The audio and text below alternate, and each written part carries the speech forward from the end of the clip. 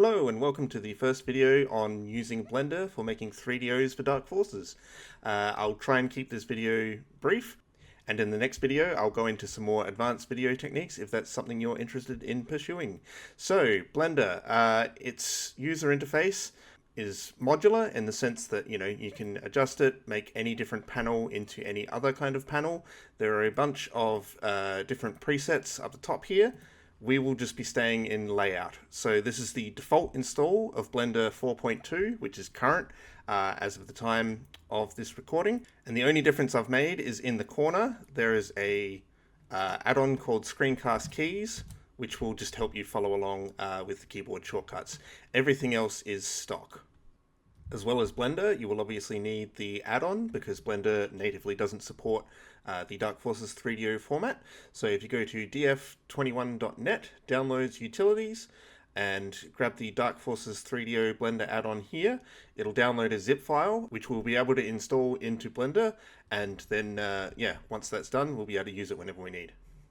So to install the exporter to be able to save as a 3DO file out of Blender, you need to go to Edit, Preferences, select add-ons here. Now if you search for it, it's not going to come up in this list because this is the standard options for what Blender does and doesn't support.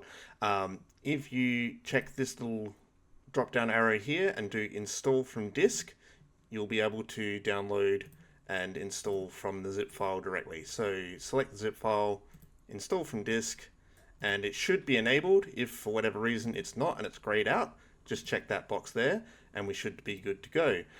So now when you do File, Export, you should see Dark Forces 3DO down the bottom there, and we'll get to that when our model is ready to export. So with the interface here, we have a camera, a cube, and a light, which we can see in the sort of outline scene hierarchy view up the top there. The camera we don't really need. The light we don't really need. That's just for simplicity's sake. What we've got here is just our cube. If this option panel isn't up the top, you can do the N key as the keyboard shortcut, or this little arrow toggle should bring things out. Or if you slide it in from the side and it's not there for any reason, you can sort of scale things that way. But really the N key to toggle that on or off. Now that we've got this here, we can see that it is a scale of 1. If I was to scale this up further, it's now 2.317% bigger than it was, and the dimensions are there. If I was to do Control A and apply the scale, it's now a scale of 1, meaning that is the object's default size, but the dimensions are the same. Generally speaking, for a 3DO, this isn't going to make a huge difference. This tends to come into it more for rigging or other sorts of things. Control Z to undo a couple of times. What is important is with these dimensions here is that 1 meter is 1 Dark Forces unit or DF unit. So if we were to make this 1 just by typing it in here, you don't really need to worry about these scale values. It's the dimension values that you want to pay closer attention to. The other thing is that we are in object mode. So as we were sort of seeing before, a camera is an object, a light is an object, a mesh is something that sits inside an object. So that may be slightly confusing, but if I was to Shift D to duplicate, we now have cube and cube.001. You don't need multiple objects in a scene. Sometimes it can help for modeling if you were, say, doing a car and you wanted the wheel separate, or the tires or anything like that, because then each object can have its own rotation. But to get started with 3DOs, I would recommend to keep it in the one object for simplicity's sake. While we have our cube, we can rename it either by double-clicking in the outliner view here or selecting the object itself.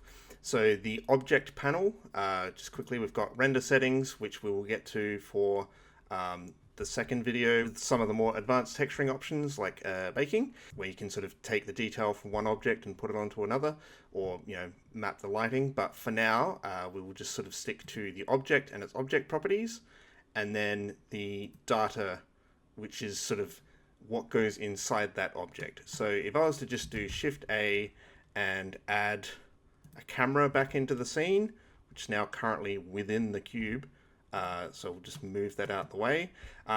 Keyboard shortcuts for moving: G for grab, R for rotate, S for scale.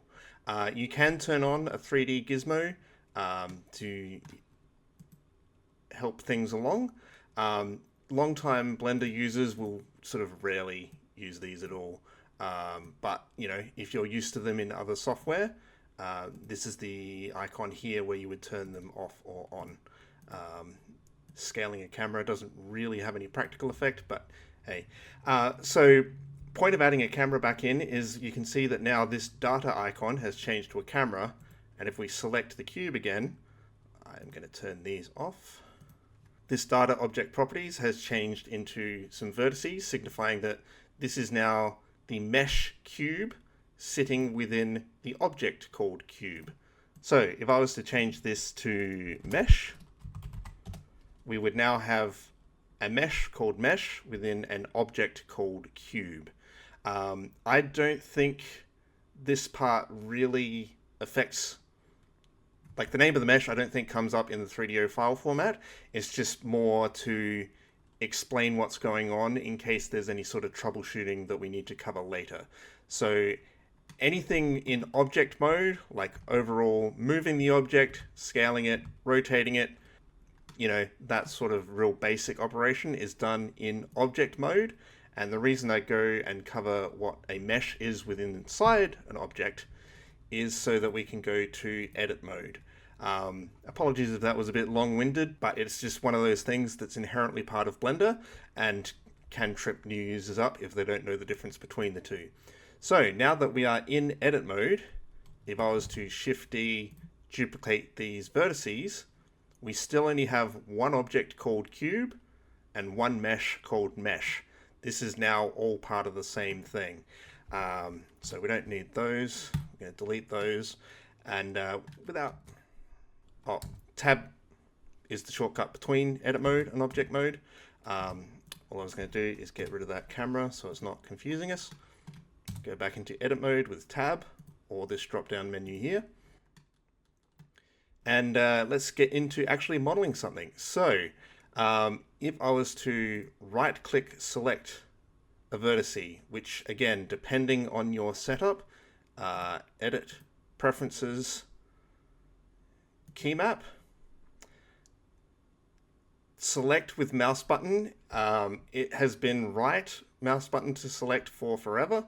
I'm going to change it to left, which I believe is now the default for the modern install. So bear with me in case that trips me up a bit, but left click, select each vertice, G to grab a vertice. Now I've hit the G key and I'm moving the mouse cursor and it's moving wherever it wants to.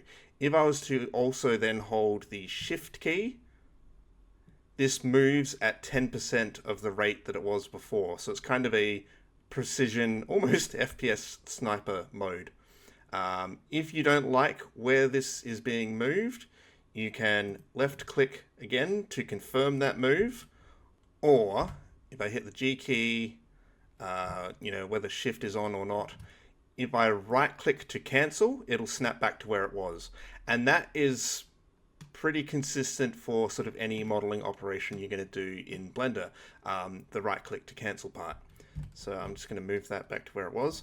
If I am in the cardinal views, so on your number pad, you've got numpad 1 for front, numpad 7 for top, numpad 3 for side, numpad 5 for perspective or orthographic.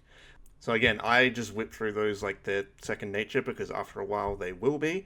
If you were to use the viewport gizmo, that works as you would expect it to as well.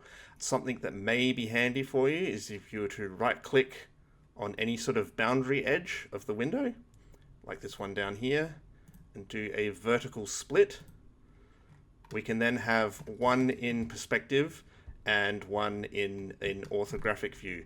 And where this comes handy is if I was to select this vertex here, hit the G key. The other sort of really handy thing to select after you're doing, you know, the initial shortcut is control, which is basically the toggle for grid snapping on or off. There is also the option to manually set snapping. So if I was to click this magnet up top here, this will snap by default, and then Control will temporarily turn it off. So basically invert the function. You've got a whole stack of different options here. I prefer increment, but you can snap to specific grid points, you can snap to other nearby vertices and all the rest of it. That's about all I'll cover on the snapping for now, because we're just trying to sort of keep to the simple basics. So as a introductory object, I thought we would make a small sort of bar stool, and then add some basic textures to it, export it, and get it in the engine. This is going to be easier if we sort of grab an entire polygon or face at a time, and you can change between these with these icons at the top. So now if I was to left click a face and G for grab, turn that snapping back off just for the time being, it'll grab one face at a time. If I shift click two faces, it'll move two of them. Now, this doesn't have to be exclusive with, edge select being the third one. You can actually shift select all three of them. So that means I could click on this vertex, I could click on that face, and then click on just this vertex here. And, selecting that edge will then mean I've got all the vertices selected anyway. So vertex, or edge, or face, or sort of any combination of those. I tend to leave it as one at a time, but again, personal preference. So I'm going to make sure I am in the front view. I'm going to G for grab, Control to snap that to the floor. And before I forget to cover it, zooming in won't help, but this little orange circle in the middle here, just get that right way around for starters, that is the pivot point of the object. This is important because that is the point where once you bring that into the Dark Forces editor, that is the point where when you type in the numerical value of this is where I want that object, that's where that's going to go. It'll default to the center of the Blender 3D scene. Best just to leave it there. If you were working on something that like a modular component kit, or some girders that needed to snap between two things, A key to toggle select all, by the way, you may want that pivot point in the bottom corner for alignment, but for this object we're going to leave it at the bottom of the object in the center. So faces selected. I want this to be basically a 2x2 in terms of Dark Forces units. Grab that top, change that view. Now, after you've hit G for grab, you can then secondary also click a particular axis. So Z for Z axis, or X axis or Y axis. I'm going to want to move this down in Z. So in Blender, the Z axis means up and down. Sometimes the Z and the Y is reversed between various 3D packages. But I'm going to bring that down to about 0.3. Just a quick note, you can make things that are obviously very realistic or very thin or very detailed. Dark Forces has, in the modern sense, not that much of a poly limit, but it also has its own aesthetic. So before you bring in, say, a 300,000 poly Aston Martin, you may want to just check, is this the best thing for this level, or would something that's deliberately a little bit blockier keep within the style?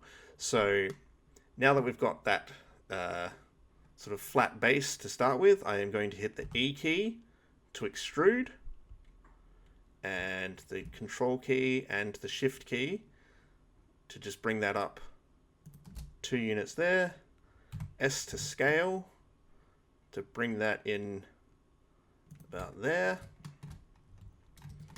Now, a chair in Dark Forces is going to look good if the seat is about, somewhere between 3 to 4, probably 4 Dark Forces units high. So I'm going to E to extrude to bring that up. E to extrude. Now, what I did just there was extrude, which is one move, and then when it asks you how far to extrude out, right click to cancel.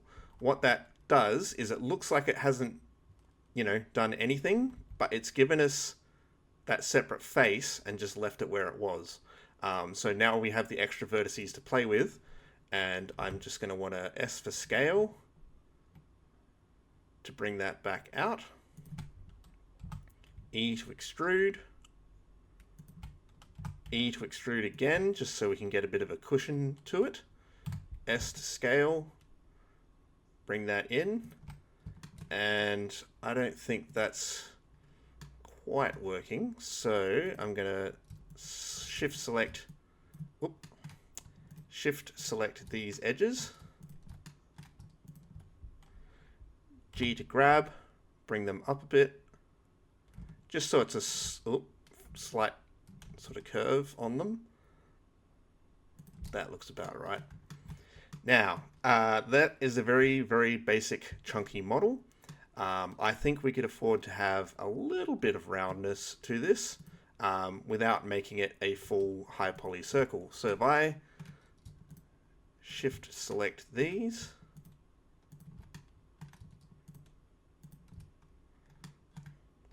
and shift select the bottom corners, I am going to use bevel.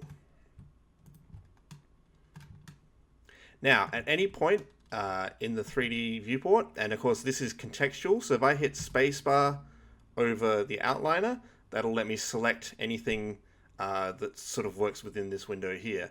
If I was to be over the 3D viewport and hit spacebar, we get a different list of options. So it's all dependent on which viewport your mouse is currently hovering over. And from here, if you know what you want to do, but you don't know what the key is or where the icon is, of course there's options for bevel, here over in the icons, but there is the option to search just to see what options you have within the software. You can then select bevel. Now, there are a few options for what bevel can actually mean. We want to bevel these edges. And then just slide that in like that. And we have our stool. Now, this looks skewed. And I was wanting it at the 45 degrees. So we've got our first bit of troubleshooting, which it's not that big of a deal. I know why it's happened, but it's good to cover some of these sorts of things in case they trip up new Blender users. So I'm going to undo, leave those edges selected, tab back into object mode, and our scale is currently 1, 1, and 0.5. So what happened with the skewing is Blender is treating it as if the object is still stretched to that full scale, beveling it at 45 degrees relative to that, and that's why it looks off. So if we just do Control A, apply scale, go back in here, do the exact same thing, bevel edges, that now goes in at a perfect 45. If we go too far, the vertices will just sort of keep pushing past each other, but what we can do instead is at this point type in 0.5, and so that will bevel to half of a Dark Forces unit, and then enter key to confirm. So this is looking pretty good. What we have introduced is a few polygons with more than 4 sides. So if it's got 3 sides, obviously triangle, 4 sides, it's a poly. If it's got more than 4, it's often referred to as an n-gon. This can cause issues going between different pieces of 3D software and in particular game engines. So what I'm going to do is shift select these faces here, the bottom one, these here, and that top one, and hit Control T. This will triangulate the faces and mean that they're guaranteed to work in other pieces of software. This also looks a little ugly, so we're going to do a little bit of mesh cleanup here. So if I shift select 2 vertices, spacebar, merge by distance. Now that didn't do anything because we've been given this little drop down menu here. It's hidden and it's annoying, but this is where you would sort of type in any specific values you want to do after you've hit an operator in Blender. So if I bump that up to say 0.1, it'll now merge anything that's closer than 0.1. What it's done is it's merged one to the other, which can be a little ugly. So if we select these two again, just check what our merge options are. There is also merge at center. Much better. So again, we'll just repeat the process on these.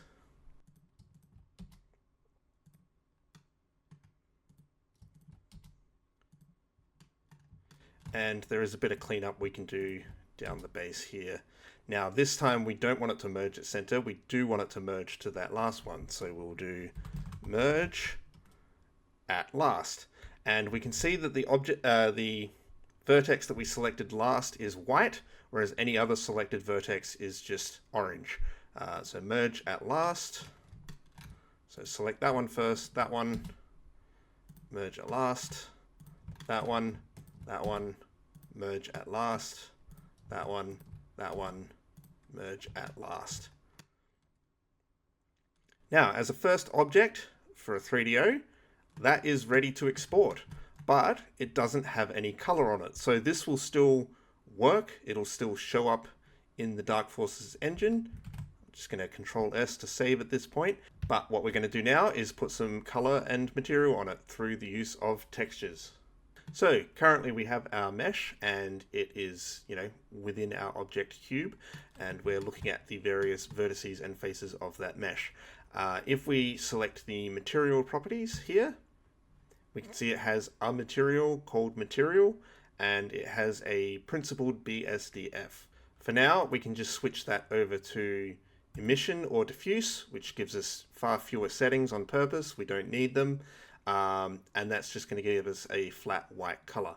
So if we click the little yellow dot here and change to image texture, we will get this texture interface here, open. And I've got some images which will come alongside the wiki tutorial. If you go to the Dark Forces wiki and look at the Blender 3DO guide, these are the images we will be working with. So if we just select Metal 01, open image, we now have a material which is called material and a texture assigned to that material called Metal 01. Where this becomes Dark Forces specific is that what the editor and the engine are going to look for is actually the name of this texture here, and it won't be as a PNG, it'll be in a .bm format, which is sort of what Dark Forces is going to use as the end texture in game. So to keep things simple, we will type in Metal 01 as the material name, have one texture as part of that material, and then when we export into the 3DO format, this will then look for that texture to put on this object.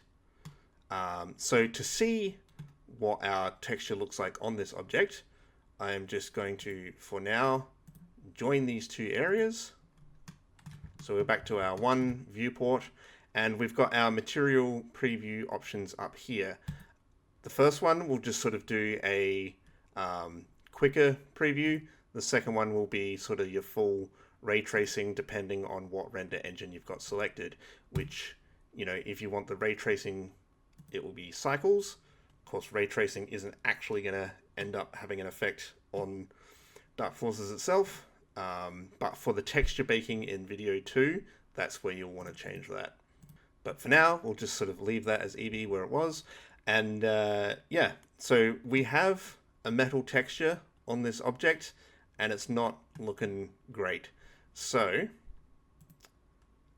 going to vertical split back there.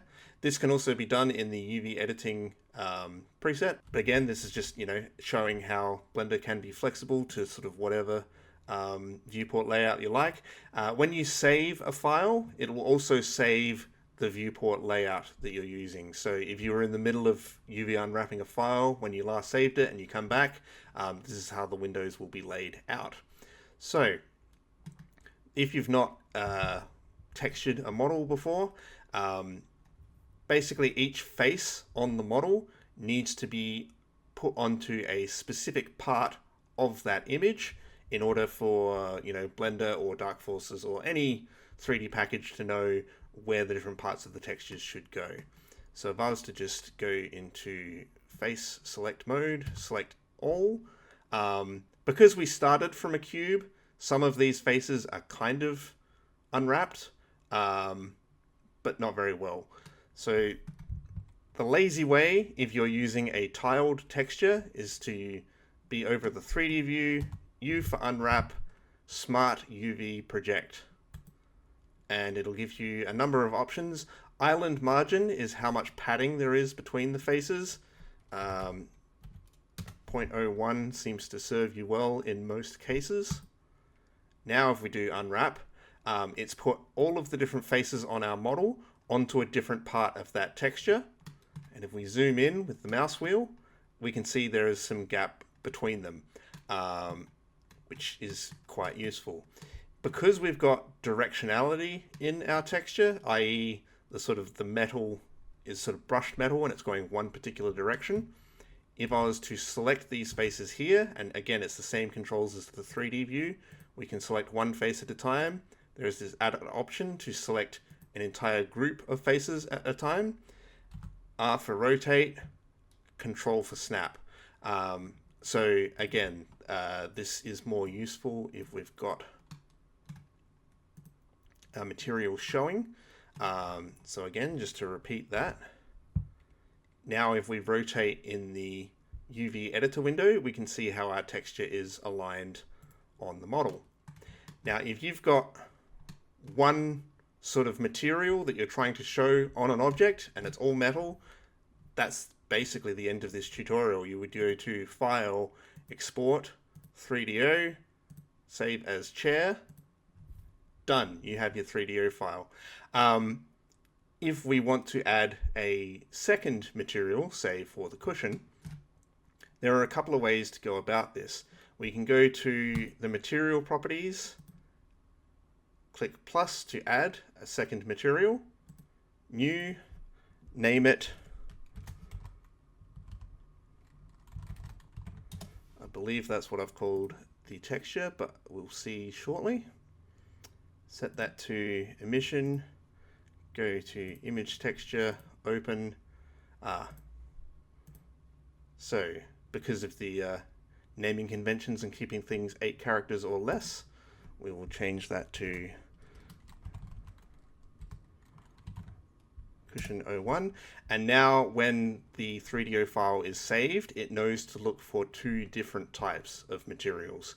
I'm just going to show you how this works for now, but then we'll work on combining them into one, because that's just a more foolproof way of doing things, I guess.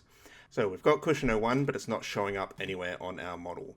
If we were to select the faces that we want the cushion to be on, and then select the material that we want it to have and click assign, and then just tab back into object mode for a second, we've now got some metal and some cushion. So this would make sense to be scaled. And so now we've got a bit of a Chesterfield sort of style up the top, which may look better rotated on the 45 or not. So now if we were to export the 3DO, we would need to make sure that both of these textures were converted, which we'll get to in a second, and both in the project folder. And then when you import the 3DO file with the correct naming convention, the editor and Dark Forces should know to just find these 2 textures and put them on these 2 different parts of the object. What I'm actually going to do is delete that material, which will revert to having, the same material on the whole mesh. Go to open and bring in this texture here, which we can then drop down menu here, show up there. This has a bit of both. Now this is fairly common for any sort of object 3D texturing pipeline, whether it's a character or an environment piece or whatever, is to basically have large portions of the object, if not the entire object, represented by one texture sheet, and then within that texture sheet there are different parts of metal, wood, cloth, the character's face, all that sort of thing. So Again, we will make sure the naming convention is correct so that when we import this, it'll load the texture properly.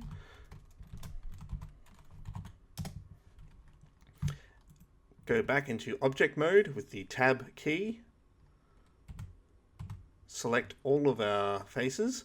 Now, if you've got a sort of scale discrepancy between them, you can select all, Control A, or Command A if you're on a Mac. All of these commands should map to whether I say Control or Alt to be Command and Option. And then these now go outside the range, so if we were to do Control P, this should be quick, but then, okay, there we go. And now, so we get a much clearer idea using this texture as to different faces being part of different sections of the image as to what's showing up correctly and what isn't. So most of this we're going to want on the metal side. Now, whether that brushed metal might actually look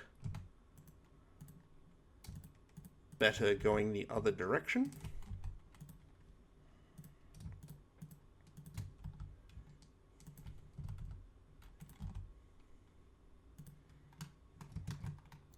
It's even blurrier. We'll just have it how it was.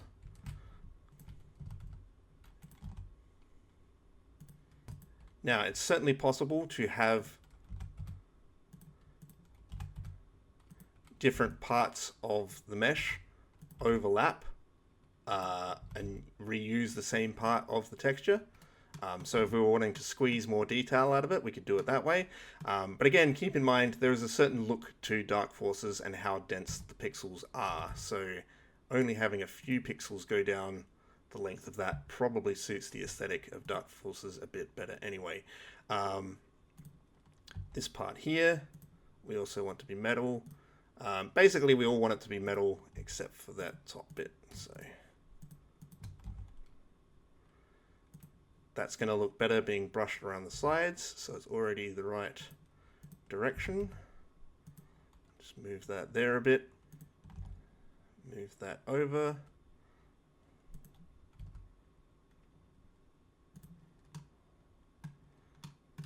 And this top part we will scale up to sort of cheat as much size as we can.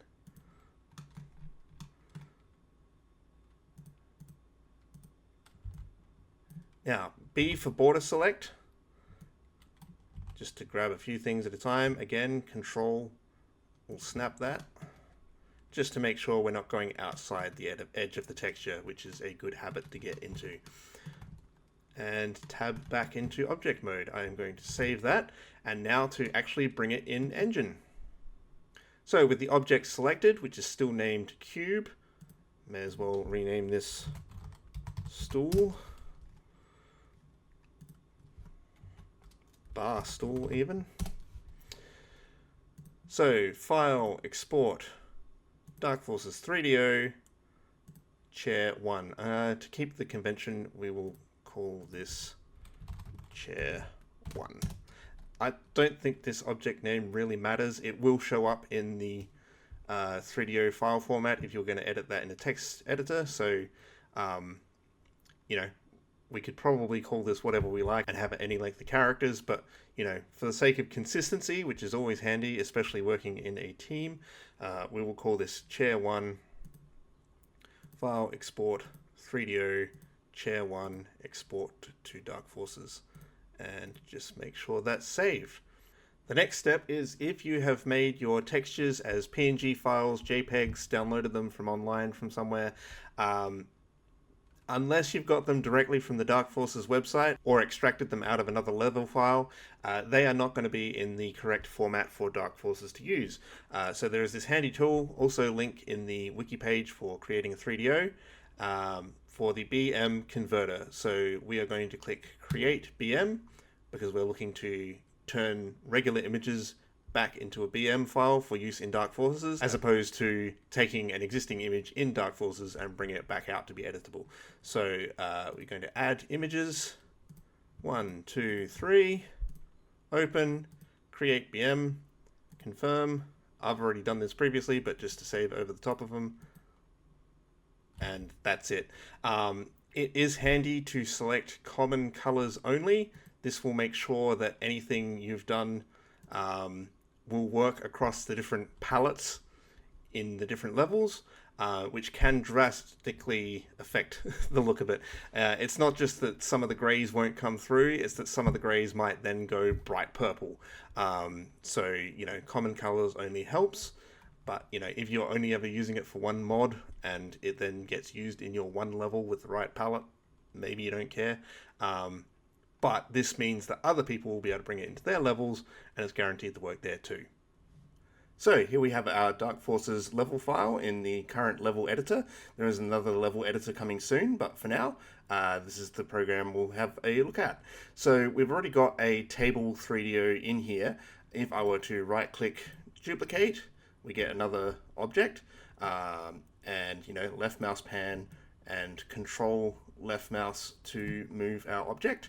If we select it here, we can see that our chair.3do is ready to go. Select that, and yeah, let's have a look. So save and run. Now, here we have our object. The textures have all come in. It looks the right height and everything else, but we can run straight through it. There are a few tricks though, like I've already set up on this table, however, and we'll have a look at those now, because a 3DO file inherently doesn't have any collision on it, which is pretty common for most modern game engines now, to have some sort of collision either built in or you set it up as a separate mesh. But there are a couple of tricks that will let us do that here in Dark Forces. So the first sort of one of these tricks, which is what I've already got set up on the table here, is the two wax files that are sitting on top of the table, so the blue bottles, already have collision on them, because a wax file does have collision. If that wax file is too wide, or it doesn't quite match the shape of the table or whatever, you can specifically set a radius here. So putting a radius of 1 on these two bottles gives us a collision that's sort of roughly the shape of the table. Now we know that our chair, which I'll just move back a bit to demonstrate the point, it is 2 Dark Forces units wide, i.e. a radius of 1, and it is 4 Dark Forces units high, because that's how we made it. So what we can do is, if we were to duplicate, set this object from 3D to a spirit in Dark Forces, which defaults to being a player, and we already have a player spirit in here, is basically an invisible object that can have some logic applied to it. So if we were to type in radius 1 and height 1, this would now act as a blocker. We probably want the height actually set to 4 so that it matches our chair, and with that confirmed, we would be able to place that over the top of our 3DO, and this would act as collision. You could also do this, and I've provided the file, by setting this to sprite, and then going into our asset folder, and I've supplied a blank wax file, which is exactly what it sounds like, and it'll come in at a decent sort of size, but we can then set radius 1, height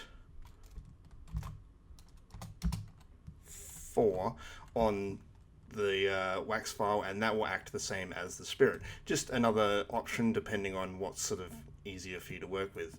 But the easiest way to do this, and again I've just shown different ways because with the table is not a perfectly round object, so it helps to sort of space a few wax files around, and that works for the collision there. But for our chair, we can just put radius and height directly on the 3DO, and suddenly it does have collision. So let's save.